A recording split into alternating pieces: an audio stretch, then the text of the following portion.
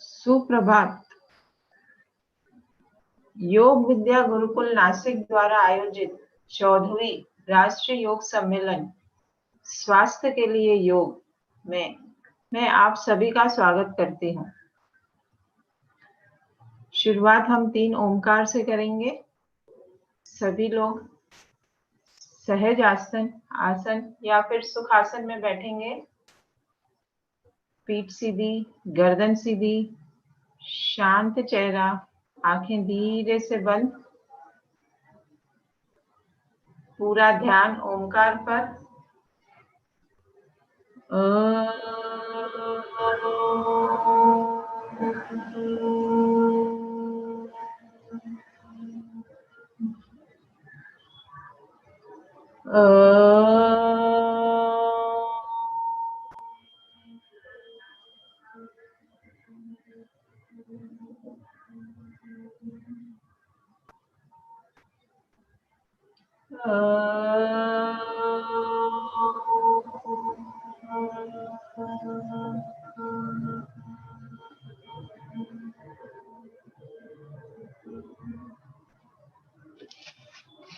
इस सम्मेलन के दूसरे दिन के प्राणायाम सत्र।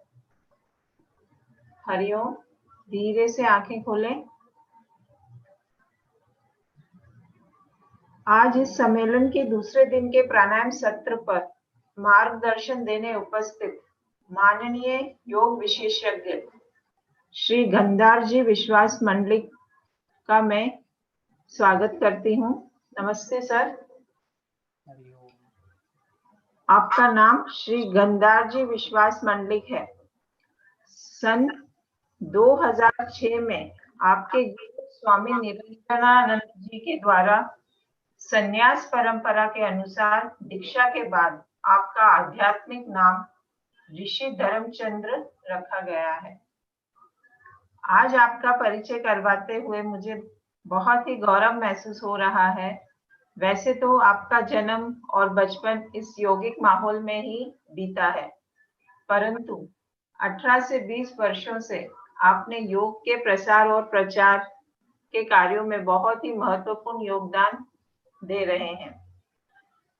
आपने पुणे विश्वविद्यालय से 1995 यानी 1995 में इलेक्ट्रिकल इंजीनियरिंग की डिग्री हासिल की है तथा 2006 में क्लिनिकल साइकोलॉजी पर पदवी यानी मास्टर्स की डिग्री हासिल की है और वर्तमान में सिडनी विश्वविद्यालय में ऑस्ट्रेलिया से औषधि मेडिसिन पर पीएचडी कर रहे हैं।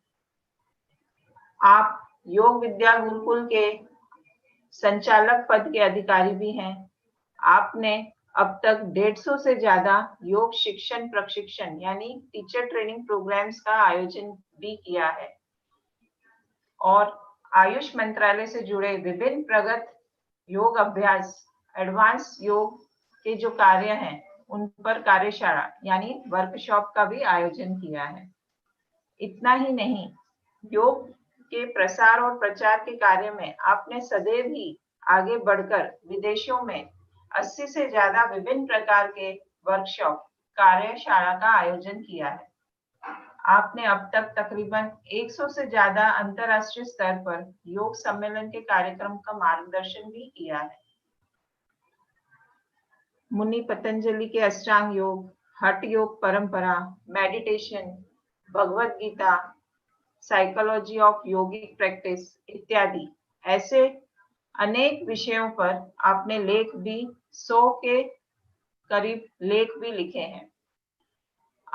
आपने 2 पुस्तकें का भी लेखन किया है, जिनमें योगा स्टोरीज नामक जो बुक है उसमें पद्म विभूषण श्री BKS अयंगर जी ने अपनी प्रस्तावना यानी रिव्यू भी दिया है।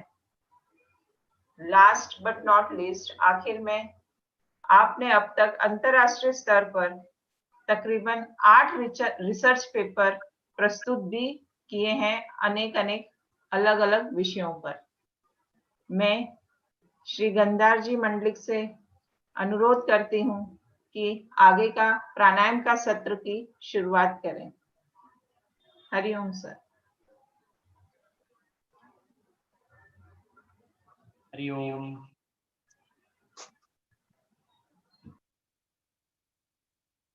तो आप सभी का मनपूर्वक स्वागत है इस सत्र में। प्राणायाम का अभ्यास योग में बहुत महत्व रखता है। अष्टांग योग में ऋषि पतंजलि ने इसको फोर्थ स्टेप चौथा अंग करके कहा है। हठ योग में इसको दूसरा अंग कहा जाता है। भगवत गीता में भी 6ठे अध्याय में प्राणायाम की शिक्षा भगवान श्री कृष्ण अर्जुन को देते हैं। उपनिषदों में भी आपको प्राणायाम के सब प्रात्यक्षिक मिलते हैं। ये प्राणायाम हमारे रोज के जीवन के लिए बहुत ही महत्वपूर्ण प्रात्यक्षिक है, महत्वपूर्ण सराव है, महत्वपूर्ण अंग है। मॉडर्न मेडिसिन ने रिसर्च जो किए हैं उसमें एक रिसर्च बहुत इंटरेस्टिंग है जो प्राणायाम से जुड़ा है। लंबी आयु के लिए फेफड़ों की कार्यक्षमता अच्छी होना बहुत इंपॉर्टेंट है। जिन लोगों की ये कार्यक्षमता अच्छी होती है, लंग्स की, लंग कैपेसिटी कहते हैं, वो ज्यादा लंबा जीवन उनको प्राप्त होता है। अब प्राणायाम से ये फेफड़ों की कार्यक्षमता बढ़ती है। केवल 1 महीने के प्राणायाम से भी फेफड़ों की कार्यक्षमता बढ़ती है, ऐसे स्टडीज है। तो आज हम प्रात्यक्षिक करने वाले हैं। प्रात्यक्षिक करते करते जो भी कुछ प्राणायाम के बेनिफिट्स है वो मैं बताते जाऊंगा। प्राणायाम के लिए हमको 3 अलग अलग हिस्सों में शरीर के स्नायुओं का उपयोग करना है। पहला तो है डायफ्राम, मसल ऑफ रेस्पिरेशन जिसको कहते हैं। तो ज्यादा से ज्यादा उसकी मूवमेंट होनी चाहिए। तो हम सांस लेते हैं तो ज्यादा से ज्यादा डायफ्राम नीचे जाना चाहिए, तो हम ज्यादा से ज्यादा सांस ले सकेंगे। तो डायफ्राम पहला हो गया, जो एब्डोमेन को मूव करेगा। जब आप इनहेल करोगे तो डायफ्राम नीचे जाएगा तो एब्डोमेन बाहर आएगा। और ये ज्यादा होना चाहिए क्योंकि ये जो स्नायु है, ये जो मसल है, ये सबसे ज्यादा लचीला है। तो इसका हम ज्यादा से ज्यादा उपयोग करके ज्यादा से ज्यादा हवा अंदर ले सकते हैं। दूसरा है रिब्स, सीना जो है हमारा, तो वो फूल जाता है, चेस्ट जो है वो एक्सपांड होता है जब हम इनहेल करते हैं, तो उसको लिमिटेशन है क्योंकि रिब्स है, उसमें बोन्स है, हड्डियां है, तो वो ज्यादा एक्सपांड लिमिट से बाहर नहीं कर सकते, लेकिन हम डायफ्राम ज्यादा यूज कर सकते हैं। तो डायफ्राम ज्यादा, उसके बाद चेस्ट एक्सपांशन, और सबसे थर्ड है क्लाविकल रीजन, ये जो गर्दन की ये जो हिस्सा है जहाँ पे फेफड़ों का ऊपरी हिस्सा एक्सपांड होता है, माने ऊपरी हिस्से में हम हवा अंदर ले सकते हैं। अब इसके लिए वार्म अप जरूरी है, हम प्राणायाम ऐसे ही बैठ के प्राणायाम नहीं कर सकते। हाँ, हम योगी बन गए, बहुत सालों की साधना हो गई तो हो सकता है, लेकिन अभी की जो हमारी जीवन शैली है उसको यदि ध्यान में रखते हैं तो थोड़ा सा वार्म अप जरूरी है। तो आज हम वार्म अप से शुरुआत करेंगे। तो पहले तो हम स्टैंडिंग पोजीशन में आएंगे, तो मेडिटेटिव पोजीशन जो भी कुछ आपका रहेगा, ध्यानात्मक आसन, उसको छोड़ना है और खड़े होना है। पैर में शोल्डर इतना डिस्टेंस लेना है, कंधों के इतना अंतर लेना है, हाथ फिंगर्स इंटरलॉक करके हाथ ऊपर खींचने हैं। ताड़ासन का अभ्यास करेंगे। तो लंबी सांस लेके पूरे शरीर को ऊपर की दिशा में ले जाना है, सांस छोड़ के नीचे आना है। लंबी सांस लो, ज्यादा से ज्यादा सांस लो। तो सांस छोड़नी है। 3, लंबी सांस, ज्यादा से ज्यादा स्ट्रेच करो, छोड़ना है, सांस छोड़ दी। 4,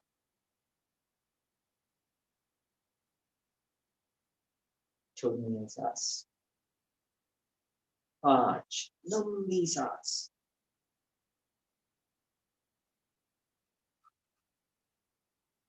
और आखिर में 6।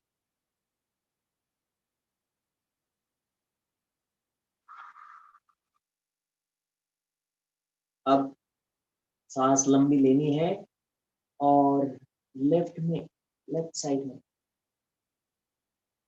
बाई ओर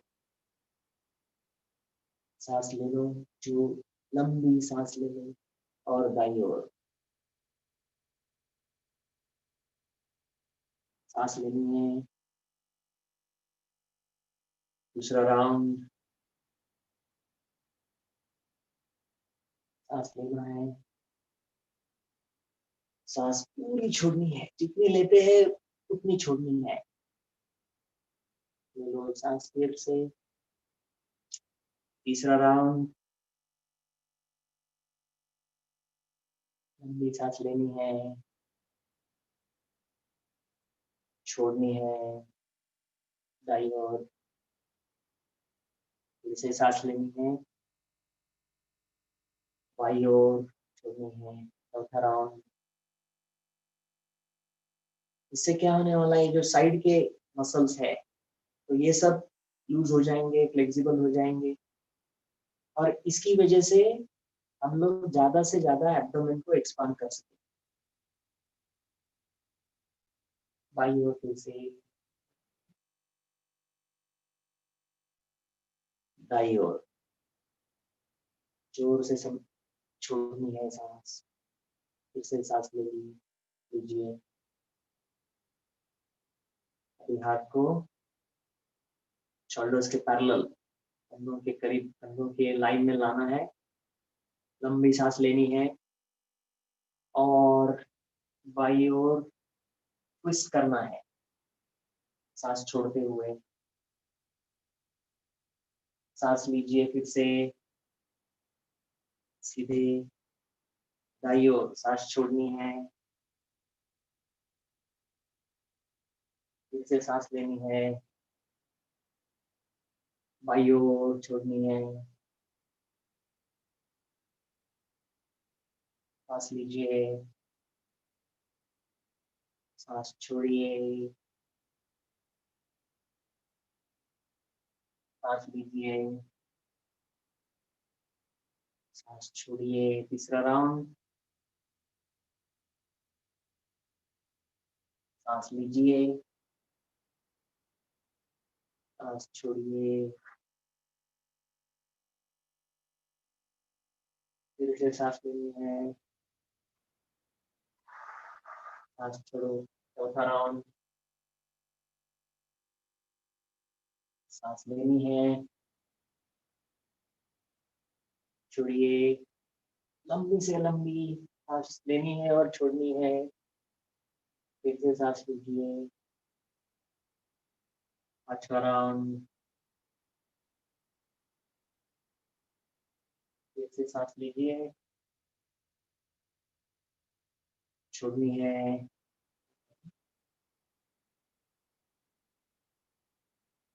और सांस लीजिए। आप नीचे।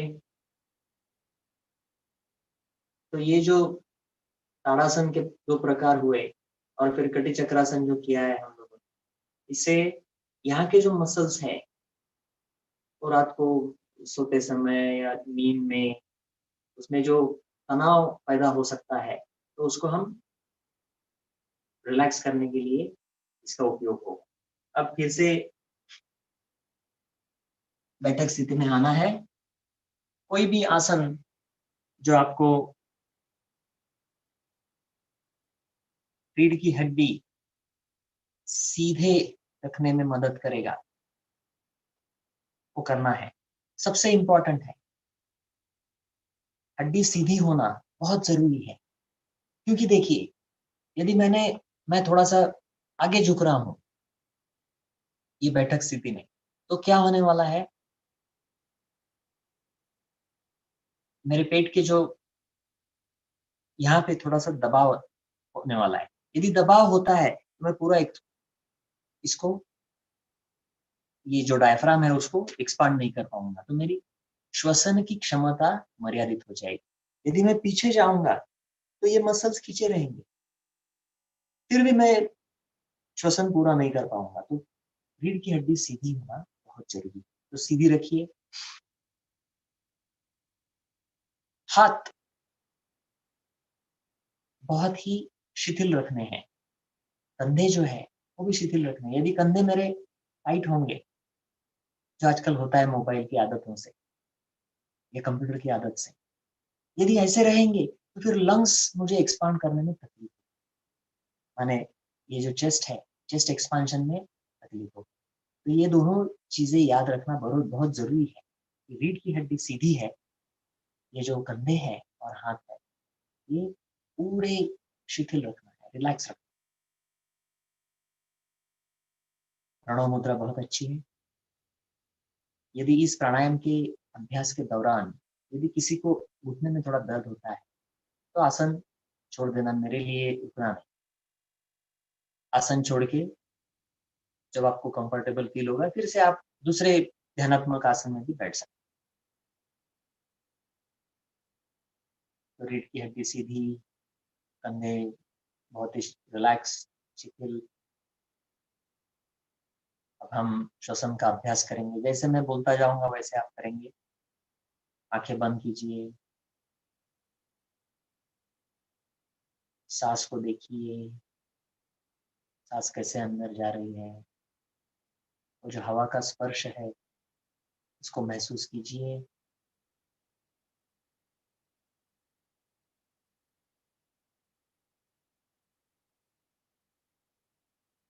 सांस लेते समय ठंडी हवा अंदर जा रही है, थोड़ी सी गर्म हवा सांस छोड़ते समय बाहर आ रही है।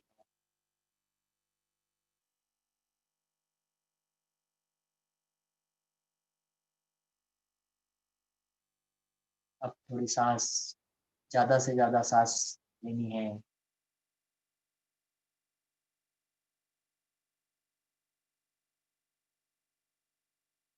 ज्यादा सांस छोड़नी है। जितनी लेते हैं उतनी पूरी छोड़नी है। अब सांस लेते समय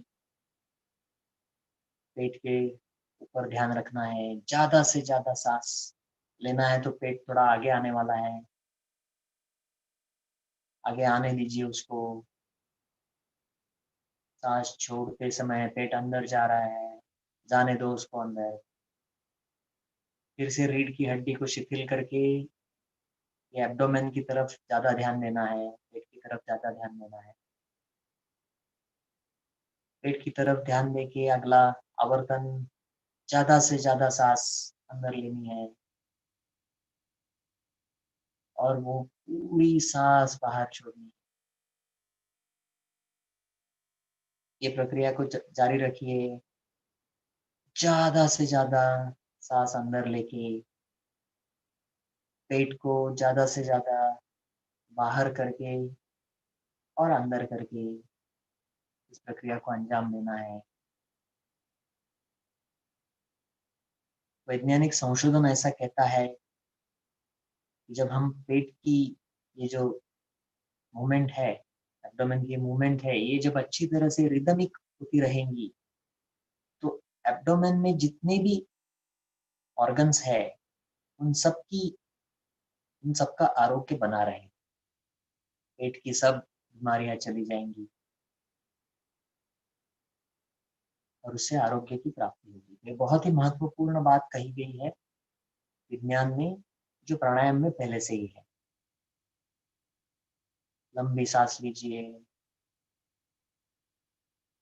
और लंबी सांस छोड़नी है। थोड़ी सी उसकी गति हम बढ़ाएंगे अभी। सांस लीजिए, लंबी सांस छोड़नी है। सांस लेनी है, एक। सांस छोड़नी है, दो। एक, दो, एक, दो, एक, दो, एक, दो, एक, दो, एक, दो। संत श्वसन। सांस की तरफ ध्यान छोड़ दीजिए, आंखें खोल दीजिए। यदि किसी के घुटनों में दर्द है तो आसन छोड़ के फिर से आसन में बैठ सकते हैं। कुर्सी पे बैठे हैं तो भी ठीक है, कहीं पे भी बैठे हैं रीढ़ की हड्डी सीधी होनी चाहिए, कंधों को रिलैक्स रखना है। अभी हम अभ्यास करेंगे प्राणायाम का, जलद श्वसन का अभ्यास करेंगे और उसके बाद दीर्घ श्वसन का अभ्यास करेंगे। अब उसमें हम मैं आपको रिदम के इंस्ट्रक्शंस दूंगा और उस रिदम के अनुरूप आपने वो करना है। हमारा उद्देश्य अभी है कि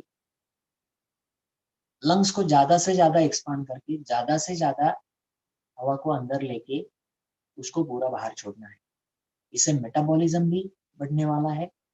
इससे पूरे जो अंदर के जो ऑर्गन्स है, वाइटल ऑर्गन्स है, लंग्स है, हार्ट है, एब्डोमेन के लिवर है, स्टमक है, पैंक्रियाज है, कलोन है, इंटेस्टाइन है, सबको बहुत अच्छा एक्सरसाइज मिलने वाला है।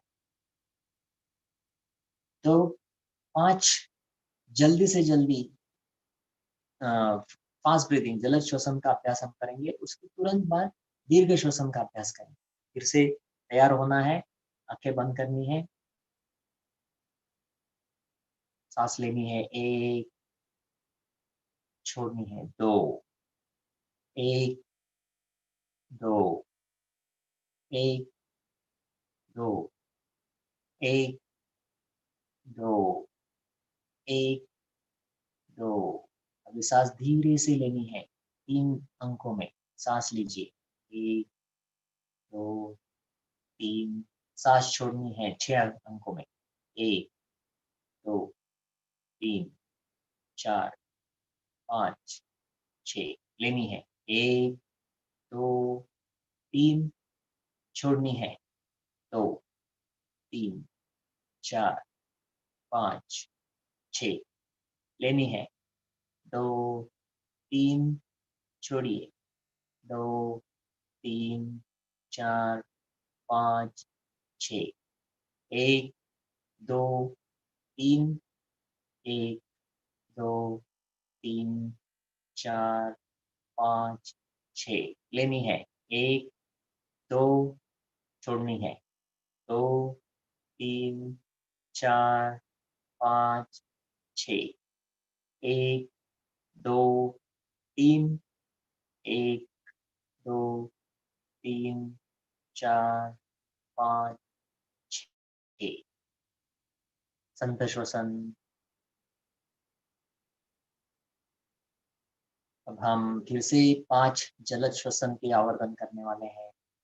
तो सांस लेनी है, 1, सांस छोड़ो, 2, 1, 2, 1, 2, 1, 2, 1, 2 संत श्वसन फिर से। अब हम इस बार 4 अंकों में सांस लेंगे और 8 अंकों में सांस छोड़ेंगे। पहले 3 6 में किया है, अभी 4 और 8 में करेंगे। तो ज्यादा से ज्यादा आपको डायफ्राम का यूज करना है, तो पेट ज्यादा से ज्यादा बाहर आएगा, आने दीजिए। और ये जो 4 का जो रिदम है वो बहुत ही सही होना चाहिए। एक पहले अंकों में जितना सांस लेंगे उतना ही चौथे अंकों में सांस लेनी है। तो उसका जो ग्राफ है वो लिनियर दिखना चाहिए। तो सांस छोड़िए पूरी, अब सांस लेनी है, 1, 2, 3, 4 छोड़िए, 2, 3, 4, 5, 6, 7, 8 लंबी सांस लेनी है, 2, 3, 4, 1, 2, 3, 4, 5, 6, 7, 8 लंबी सांस लीजिए, 2, 3, 4 छोड़िए, 2, 3, 4, 5, 6, 7, 8 लीजिए, 2, 3, 4 छोड़िए, 2, 3, 4, 5, 6, 7, 8 लंबी सांस लीजिए, 2, 3, 4 छोड़िए, 2, 3, 4, 5, 6, 7, 8 1, 2, 3, 4 2, 2, 3, 4, 5, 6, 7, 8 संत श्वसन। बहुत अच्छा। जितनी हम लंबी सांस लेंगे उतना फेफड़ों के लिए अच्छा है, मसल्स के लिए अच्छा है, एब्डोमेन के जो ऑर्गन्स है, जो अवयव है हमारे, उसके लिए अच्छा है। और ये सबसे ज्यादा इम्पोर्टेंट, इस ये जो रिदम है श्वसन का, उससे हमारे मस्तिष्क में बहुत अच्छा असर पड़ता है। नर्वस सिस्टम में एक रिदम प्राप्त हो जाता है। जो रिदम हम खो बैठते हैं स्ट्रेस में, डरे हुए हैं या कोई चिंता कर रहे हैं या डिप्रेशन में चले जाते हैं, तो ये जो एब्डोमिनल ब्रीदिंग है ये बंद हो जाता है। अब हम क्या कर रहे हैं, उसको चालू कर रहे हैं। तो इसका असर मस्तिष्क पे, मज्जा संस्था पे और मन के ऊपर बहुत ज्यादा पड़ता है। तो अभी फिर से जलद श्वसन के राउंड करेंगे। फिर से सीधी हड्डी रखना है, पीठ की हड्डी को सीधा, स्कंधों को शिथिल रखना है, लंबी सांस छोड़िए पूरे। फिर से 5 जलद श्वसन करेंगे हम। लंबी सांस लीजिए, 1 छोड़िए, 2, 1, 2, 1, 2, 1, 2, 1, 2 संत श्वसन। अभी हम 5 अंकों में सांस लेंगे, 10 अंकों में सांस छोड़नी है। 5 और 10 थोड़ा ज्यादा है परसेंटेज, ये जो रेशो है थोड़ा ज्यादा है।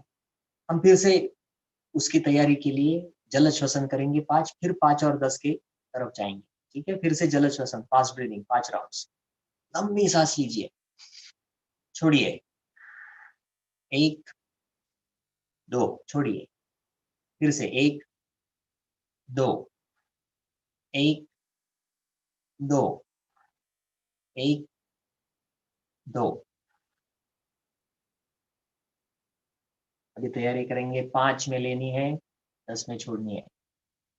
छोड़िए पहले पूरी सांस, सांस लीजिए, 1 2 3 4 5, छोड़िए, 2 3 4 5 6 7 8 9 10। लंबी सांस लेनी है, 2 3 4 5, छोड़ना है, 2 3 4 5 6 7 8 9 10। लंबी लेनी है, 2 3 4 5, छोड़नी है, 2 3 4 5 6 7 8 9 10। 1 2 3 4 5, छोड़नी है, 2 3 4 5 6 7 8 9 10। आखिर का राउंड, 2 3 4 5 2 3 4 5 6 7 8 9 10। संत श्वसन, लंबी सांस लेनी है, लंबी सांस छोड़नी है। ये जो हमने ब्रीदिंग एक्सरसाइज किया है, प्राणायाम का अभ्यास किया है, इसका परिणाम हार्ट पे भी होता है। हमारे हृदय की जो गति है वो भी बढ़ जाती है जब हम स्ट्रेस हो जाते हैं या चिंता करते हैं तो बढ़ जाती है, कोई और तनाव होता है तो बढ़ जाती है। तो ये प्राणायाम के अभ्यास से उस हृदय की गति को भी हम आसानी से नियंत्रित कर सकते हैं। तो अभी आसन को छोड़ के थोड़ा सा शवासन का अभ्यास हम करें। शवासन वैसे तुरंत तो जरूरी नहीं है, क्योंकि ऐसे बहुत फिजिकल एफर्ट्स तो हमने किए नहीं, बहुत व्यायाम तो किया नहीं। लेकिन ये शवासन शरीर के लिए नहीं है, ये शवासन हम ब्रेन और नर्वस सिस्टम के लिए यूज करने वाले हैं। तो आसन को छोड़ना है और शयन स्थिति में आके शवासन का छोटा सा अभ्यास करना है। हम 1 या 1.5 मिनट का ही शवासन करने वाले हैं, इससे ज्यादा नहीं करने वाले हैं।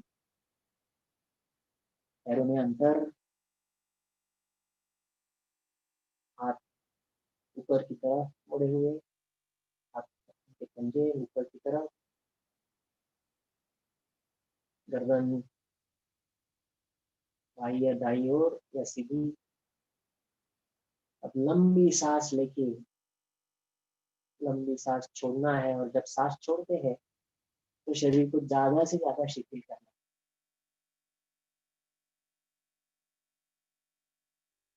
कमर में ध्यान देना है, वहां पे सब स्नायु और सब मांसपेशियों को शिथिल करना है, रिलैक्स करना है।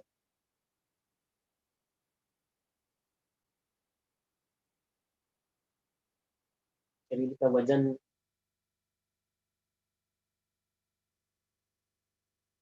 ज्यादा से ज्यादा यदि फील होता है तो हम ज्यादा रिलैक्स हैं। शरीर थोड़ा सा ज्यादा हेवी बन जाएगा यदि हम ज्यादा रिलैक्स है तो। जैसे लंबी सांस लेनी है, लंबी छोड़नी है, और ज्यादा से ज्यादा रिलैक्स करना है थोड़े से समय में।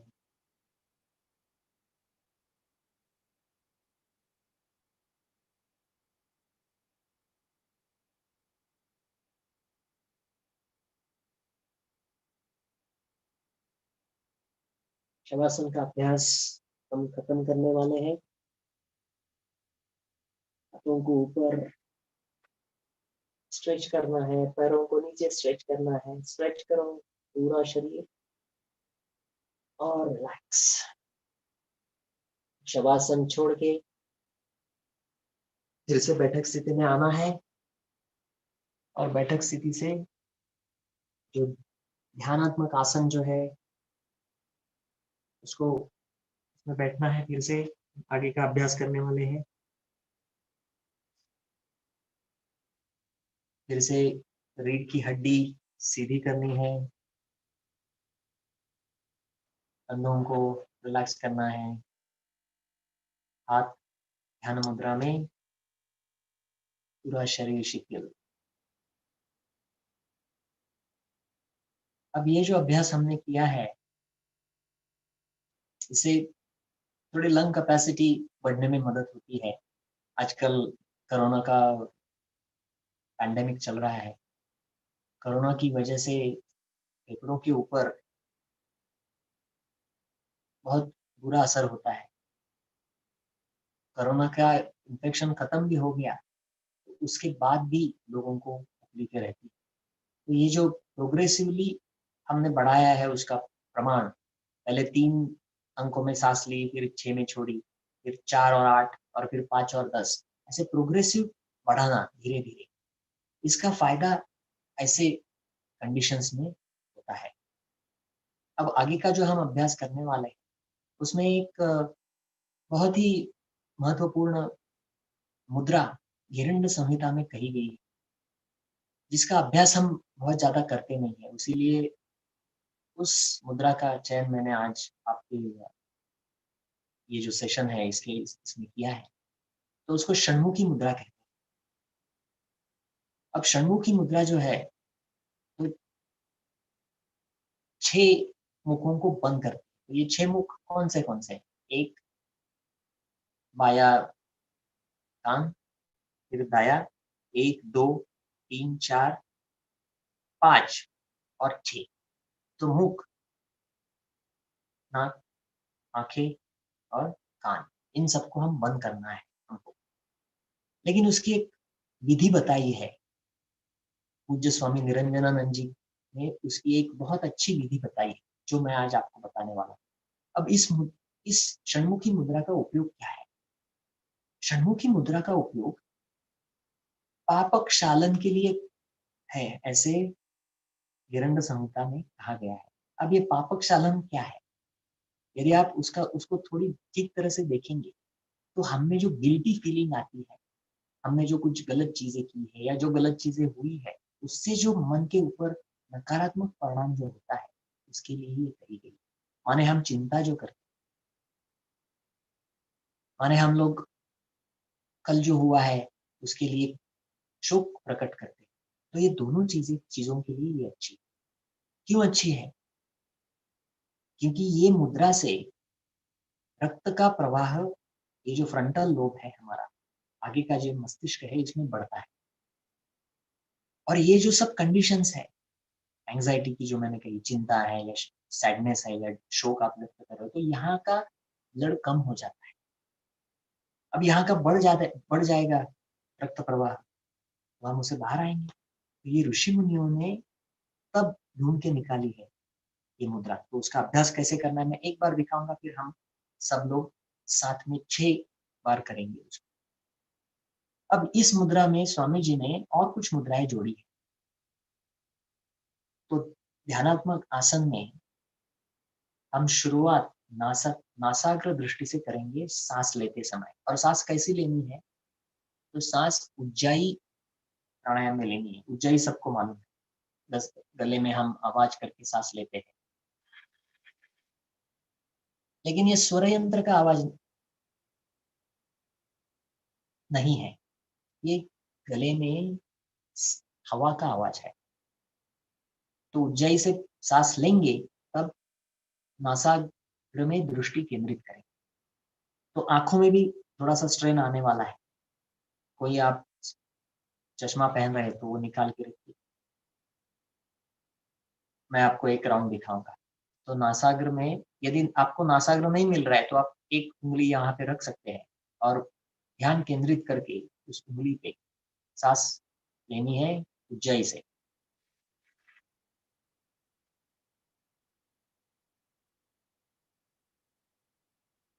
सांस लेने के बाद आंखें बंद करनी है कान को बंद करना है अंगूठे से, तर्जनी से आंखों को बंद करना है, धीरे से, आंखों को दबाना नहीं जोर से। आप यदि कान बंद करेंगे तो मेरा सुन नहीं पाएंगे। फिर ये जो सबसे बड़ी अंगुली है उससे नाकों को बंद करना है, और नीचे के दो है उससे मुंह को बंद करना है, और सांस अंदर लेके रुकना है। 5 अंकों का अंदर ही अंदर 5 अंक बोलने हैं, 1 2 3 4 5, और फिर छोड़ते समय सिर्फ कान बंद करके रखने हैं और भ्रामरी में सांस छोड़नी है।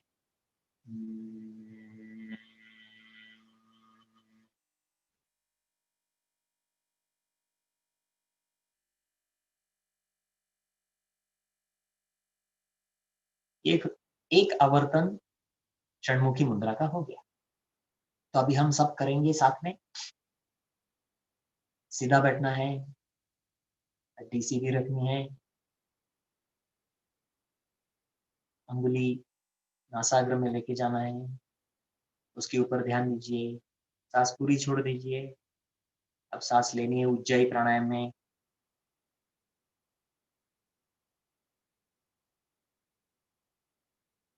कान बंद करने हैं, आंखें, नाक, मुंह बंद करके अंदर 5 अंक बोलने हैं, सांस अंदर रख के।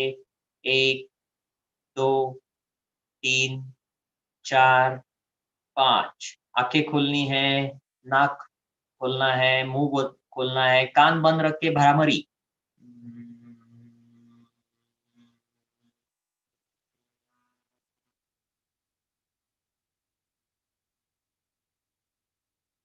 दूसरा आवर्तन।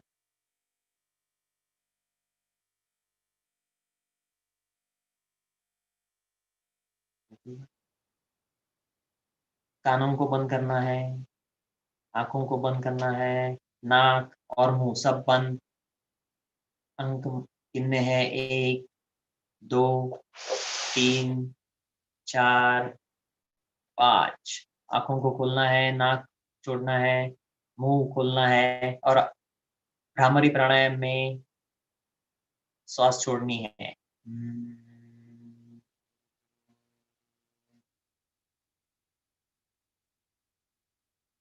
तीसरा आवर्तन, नासाग्र में दृष्टि केंद्रित करनी है, सांस उज्जाई में लेनी है।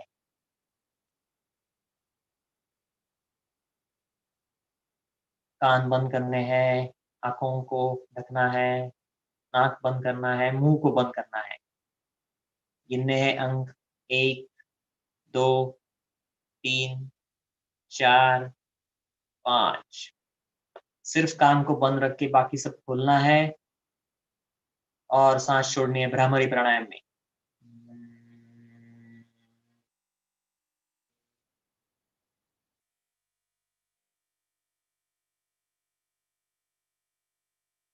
चौथा आवर्तन, सांस लेनी है,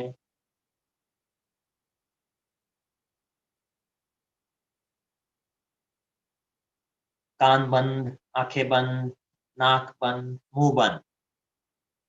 1 2 3 4 5। कान बंद रख के बाकी सब खोलना है, सांस छोड़नी है भ्रामरी प्राणायाम।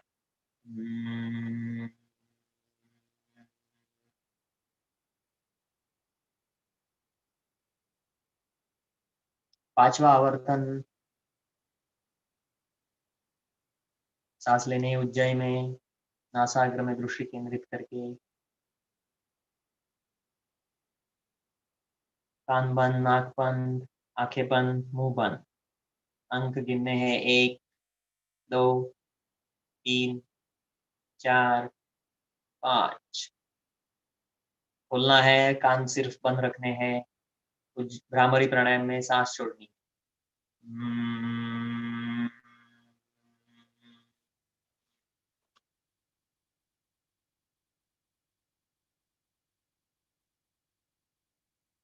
अब आखिर का आवर्तन करना है। ज़्यादा से ज़्यादा सांस लेनी है। इस बार हम थोड़ा ज़्यादा उसको अंदर रखेंगे। कुंभक का थोड़ा ज़्यादा अभ्यास होगा। जितना ज़्यादा आप कर सकते हैं उतना करना है।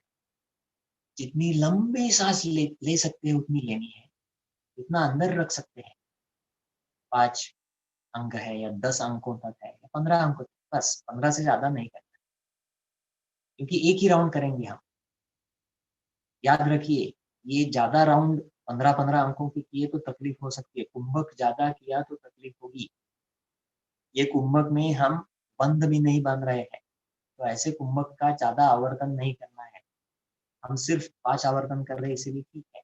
इससे ज़्यादा करना है तो बंध बांधने पड़ेंगे, तो इसीलिए इसका उपयोग बहुत ज़्यादा मत कीजिए। जितने राउंड मैं बता रहा हूँ उतना ही करना है। और लंबा भ्रामरी प्राणायाम करके छोड़नी है सांस। तो सांस छोड़िए, नासाग्र में दृष्टि केंद्रित, लंबी सांस लेनी है। उज्जाई प्राणायाम, आवाज आना चाहिए।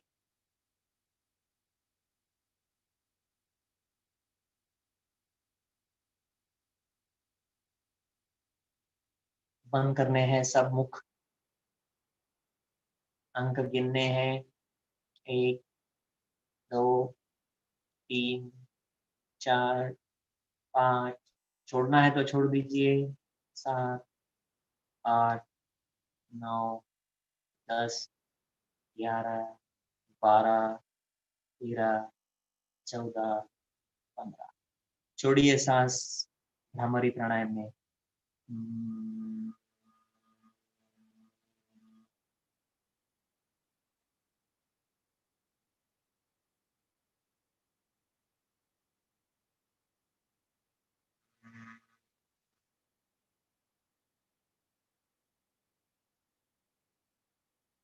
लंबी सांस लेनी है। अब हम जलद श्वसन का थोड़ा अभ्यास करेंगे। लंबी सांस लेनी है और सांस छोड़नी है। लंबी सांस लेनी है, छोड़नी है।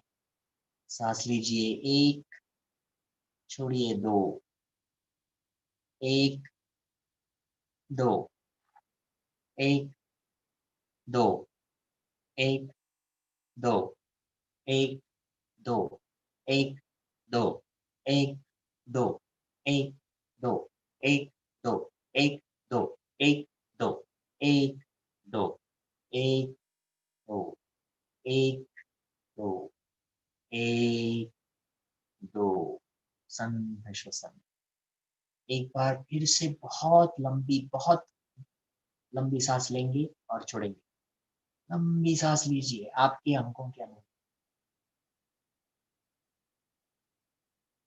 और लंबी सांस छोड़नी है।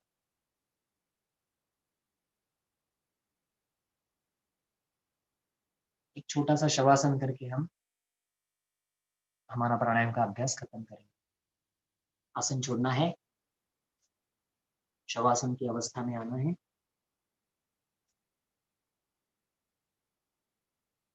पैरों में अंतर, हाथ बाजू में, पूरा शरीर शिथिल करना है, रिलैक्स करना है।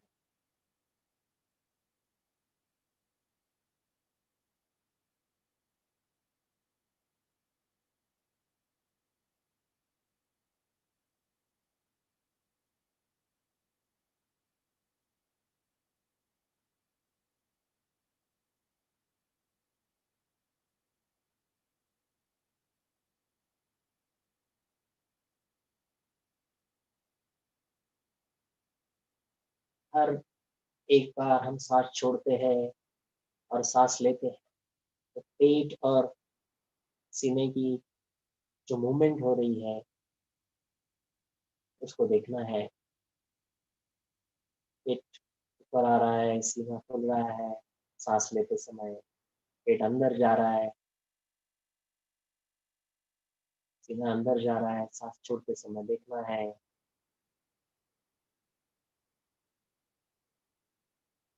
मन को एकाग्र करना है इसी पेट और सीने की ये जो मूवमेंट चल रही है इसके ऊपर।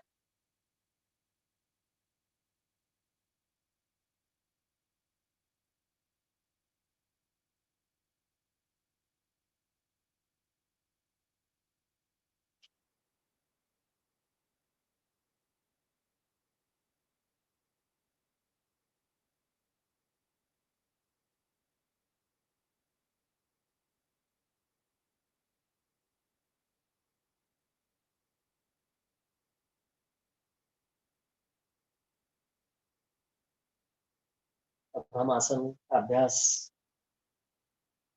समाप्त करेंगे।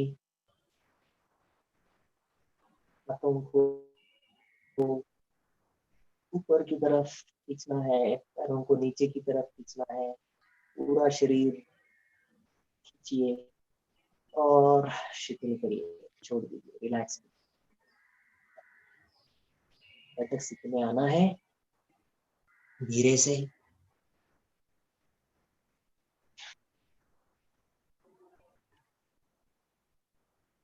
शिथिल अवस्था में बैठिए। तो हम आज का सत्र यहीं खत्म करेंगे। सपना जी, आपकी तरफ। बहुत बहुत धन्यवाद सर। महोदय, आज आपने बहुत ही सरल तरीके से प्राणायाम का जो अभ्यास सिखाया है, मुझे उम्मीद ही नहीं, मुझे पूरा ही विश्वास है कि आज के सत्र में उपस्थित साधकों को ने इसे बहुत ही सावधानी ध्यान पूर्वक देखा होगा और समझने की कोशिश की होगी, और इसी तरह वो स्वाध्याय का अभ्यास अपने डेली रूटीन यानी अपने रोज के दिनचर्या में इसे रखेंगे और अपने स्वास्थ्य को निरोगी रखने का प्रयत्न करेंगे। सर, कुछ शंकाएं आई हुई हैं, मैं चाहूंगी आप इसका भी निवारण करें। तो सर, पहला प्रश्न पूछा गया है, प्राणायाम के अभ्यास के पूर्व मुद्रा का अभ्यास लाभदायक होता है क्या? मुद्रा में हठ योग और गिरंड संहिता में जो मुद्रा दी है उसमें हस्त मुद्रा नहीं है। तो आपका प्रश्न कौन से मुद्रा की तरफ है? उन्होंने कॉमन पूछा है मुद्राओं का अभ्यास, क्योंकि बहुत से योग शिक्षक ऐसे हैं जो मुद्राओं को पहले करने को कहा गया है, तो मुझे लगता है उसी अनुसार उनकी शंका होगी कि मुद्रा का अभ्यास पहले करना चाहिए क्या। यदि आप हस्त मुद्राओं की बात करते हैं तो हस्त मुद्रा जो है वो उसमें प्राणायाम का महत्व है ही। ध्यान मुद्रा है या फिर प्रणव मुद्रा है या फिर वज्र मुद्रा है, तो इन मुद्राओं का अभ्यास करते हैं जिससे प्राणायाम के अभ्यास में मदद मिलती है। सही लेकिन यदि कहा। आप हठ योग या गेरंड संहिता में, हठ योग प्रदीपिका या गेरंड संहिता में देखेंगे तो मुद्राओं का अभ्यास प्राणायाम के अभ्यास के बाद आता है। तो इसमें जो अभी आपने मुद्राएं बताई जो जरूरी है, उसके अलावा आवश्यकता नहीं है, जो अन्य मुद्रा हठ योग में और भी बताई गई है उनकी आवश्यकता नहीं है आपके अनुसार? उसकी आवश्यकता माने प्राणायाम का अभ्यास मुद्राओं में मदद देता है। ओके। तो इसीलिए प्राणायाम का अभ्यास बाद में आता है। पहले सॉरी, मुद्राओं का अभ्यास बाद में आता है। अरे नहीं, और पहले आसन आता है, फिर प्राणायाम और फिर मुद्रा। लेकिन हस्त मुद्राओं का प्राणायाम में अभ्यास जरूरी है। धन्यवाद सर। सर, दूसरा प्रश्न ऐसा पूछा गया है, जो आपने षण्मुखी मुद्रा बताई है अभी, उसमें जैसे सारी प्रक्रियाओं में कुछ फायदे और नुकसान भी बताए गए हैं जी। तो षण्मुखी मुद्रा करने से अगर कुछ नुकसान भी होने की संभावना है, और ये कितनी उम्र के बच्चों से कर सकते हैं? यानी एक ने पूछा है कि 7 से 14 साल के बच्चे ये कर सकते हैं क्या? पहली बात, अब 14 साल तक किसी बच्चे ने, किसी ने सांस अंदर रोकनी नहीं है, माने कुंभक नहीं होना है, कुंभक करना ही नहीं है। सांस लंबी लेके लंबी सांस छोड़ने में कोई दिक्कत नहीं है, उसका फायदा ही होगा उनको, बच्चों को। लेकिन कुंभक का अभ्यास 14 साल के नीचे नहीं करना है, क्योंकि तब तक मस्तिष्क की पूरी डेवलपमेंट नहीं होती है। Brain development, nervous system development समय लगता है उसको, तो तब तक सिर्फ श्वसन का अभ्यास कर सकते हैं। श्वसन का अभ्यास उज्जाई चलेगा, भ्रामरी चलेगा, लेकिन कुंभक नहीं चलेगा। धन्यवाद सर। ऐसे और भी बहुत सारे प्रश्न हैं चैट बॉक्स में, पर समय के अभाव के कारण उनका निवारण नहीं हो पाएगा, लेकिन हम पूरी कोशिश करेंगे कि उनको चैट बॉक्स के माध्यम से या ईमेल के माध्यम से हम उनका निवारण कर सकें। वर्ग समाप्ति करने से पहले मैं सभी उपस्थित योग प्रेमियों को आज के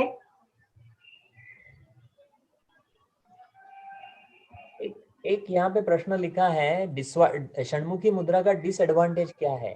जी सर। ऐसे डिसएडवांटेज षण्मुखी मुद्रा में तो ग्रंथों में नहीं कहा गया है, लेकिन यदि आप प्रैक्टिस के अभ्यास के अंग से देखेंगे, तो जब हम कान बंद करते हैं, आंख बंद करते हैं, नाक बंद करते हैं, तो उसको हम बहुत ही केयरफुली करना है। आंखों को जब दबाते हैं तो बहुत केयरफुली करना है। अब हमारे यदि नाखून बड़े हुए हैं तो उसकी भी तकलीफ हो सकती है, क्योंकि आजकल वो फैशन रहते हैं ना। जी सर। तो इन सब का ख्याल पक्का करना है। नाखून बड़े और आंख दबाएंगे और नाखून आंख में लग जाएंगे, कान में लग जाएंगे तो मुश्किल होगी, नाक में लग जाएंगे तो मुश्किल होगी। तो उतना ख्याल सिर्फ करना है। और जब सांस आप रोकते हैं तो उसको ज्यादा नहीं लंबा करना है, क्योंकि यहाँ पे बंधों का अभ्यास नहीं हो रहा है। बराबर। यदि बंद श्वसन। है तो फिर सांस ज्यादा आप लंबी नहीं रख सकते और ज्यादा आवर्तन नहीं कर सकते। श्वसन पे नियंत्रण करना जरूरी है। 5 या 6 बार सिर्फ आवर्तन करने हैं, उससे ज्यादा नहीं करना है। और सांस रुक के रखनी है, कुंभक करके रखना है, तो 5 या 7-6 अंकों तक रखिए, उससे ज्यादा नहीं रखना। उससे ज्यादा यदि आपको सीरियस अभ्यास करना है तो फिर सिटी में जो पोल्यूशन है और जो ये सब गंदी हवाएं है, उसको छोड़ के आपको बाहर जाना पड़ेगा। और बाहर जाके योग की जीवन शैली का अभ्यास करके फिर कुंभक आप बढ़ा सकते हैं। धन्यवाद सर, आपने जो बहुत ही महत्वपूर्ण जानकारी दी है, मैं उम्मीद करती हूँ इन सभी बातों का उपस्थित योग साधक ध्यान रखेंगे और अपना अभ्यास इसी तरह निरंतर करते रहेंगे। सर, आज की वर्ग की समाप्ति करने से पहले मैं दर्शकों को कुछ शाम के कार्यक्रम का बता देती हूँ। आप सभी को पता है 8 से 10 बजे तक हमारा शाम को भी कार्यक्रम होता है, जिसमें 8 से 9 बजे व्याख्यान का आयोजन किया गया है। आज हमारे बीच भोपाल से महामंत्री श्री आरोग्य भारती संस्था से श्री महामंत्री श्री अशोक जी वार्ष्णेय हमारे बीच मार्गदर्शन करने वाले हैं। हमारे संपूर्ण शरीर का जो आरोग्य है त्रिदोष के संतुलन पर ही निर्भर है, इसी विषय पर वो व्याख्यान देने वाले हैं। तो मैं सभी उपस्थित योग प्रेमियों से निवेदन करूंगी कि अधिक से अधिक संख्या में इस व्याख्यान का लाभ उठाएं और 9 से 10 के बीच में शोध के पेपर्स यानी रिसर्च पेपर्स की प्रस्तुति होने वाली है, उनका भी आप लाभ उठा सकते हैं। वर्ग समाप्त करने से पहले मैं 3 ओमकार लेना चाहूंगी। वर्ग की समाप्ति हम 3 ओमकार से करेंगे। तो सभी लोग सुखासन या फिर कोई भी सहज आसन में बैठे, पीठ सीधी, गर्दन सीधी, शांत चेहरा, आंखें धीरे से बंद, पूरा ध्यान ओमकार पर।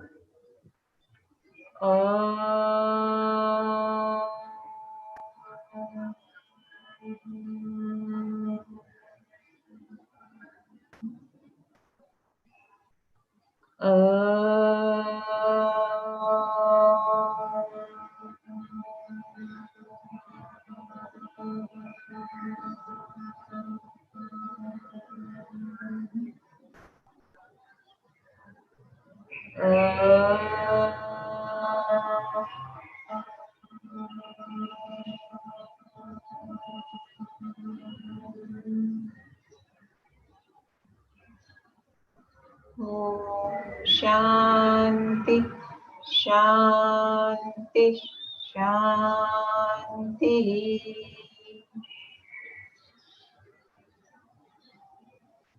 धीरे से आंखें खोलेंगे। हरिओम। वर्ग में सर, आपका बहुत बहुत धन्यवाद।